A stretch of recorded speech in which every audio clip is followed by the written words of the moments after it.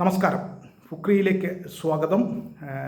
ഗ്രൂപ്പിലെ അവസാന മത്സരത്തിൽ ഫ്രാൻസ് നോർവേയെ തകർത്തുവിട്ടു. 1-4 ഗോളുകൾക്കാണ് ഫ്രാൻസിൻ്റെ വിജയം. അതിൽ ഒസമാൻ ഡെമ്പലെ നേടിയ ഹാട്രിക് ഉൾപ്പെടുന്നു. അതിഗംഭീര ഹാട്രിക് ആയിരുന്നു. ആദ്യ പകുതിയിലാണ് 3 ഗോളുകളും ഡെമ്പലെ അടിച്ചത്. ഡെമ്പലെ 7, 20, 32 മിനിറ്റുകളിലാണ് ഗോളടിച്ചത്. പിന്നീട് രണ്ടാം പകുതിയിൽ 90 മിനിറ്റും കഴിഞ്ഞ് ഇഞ്ചുറി ടൈമിൻ്റെ 4ാമത്തെ മിനിറ്റിലാണ് ഡൊവ്വെ ഫ്രാൻസിൻ്റെ 4ാമത്തെ ഗോൾ അടിക്കുന്നത്. അതേസമയം നോർവേയുടെ ആശ്വാസ ഗോൾ ആദ്യ പകുതിയുടെ 21ാമത്തെ മിനിറ്റിൽ ആസ്ഗാർഡ് നേടിയിരുന്നു. എന്തായാലും 1-4 ഗോളുകളുടെ അത്യുഗ്രൻ വിജയമാണ് ഫ്രാൻസ് നേടിയത്. ഡെമ്പലെ ശരിയായ അർത്ഥത്തിൽ ഫോമിലായിരുന്നു, നല്ല ഗംഭീര ഫോമിലായിരുന്നു. അത് അദ്ദേഹം പൂർണ്ണമായും ഉപയോഗിക്കുകയും ചെയ്തു. 3 ഗോൾ അടിച്ചു. നോർവേയെ സംബന്ധിച്ചിടത്തോളം അവസരങ്ങൾ കിട്ടാതിരുന്നതല്ല, നോർവേക്ക് അവസരങ്ങൾ കിട്ടി, പക്ഷേ അത് ഉപയോഗപ്പെടുത്തിയില്ല.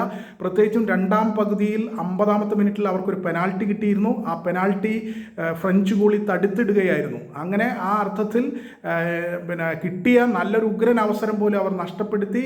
ഒപ്പം അതിലേറെ ആദ്യ പകുതിയിലും രണ്ടാം പകുതിയിലും മറ്റ് നിരവധി അവസരങ്ങൾ നോർവേക്ക് ലഭിച്ചിരുന്നു. പക്ഷേ അവർക്കൊന്നും ഗോളാക്കി മാറ്റാൻ കഴിഞ്ഞില്ല.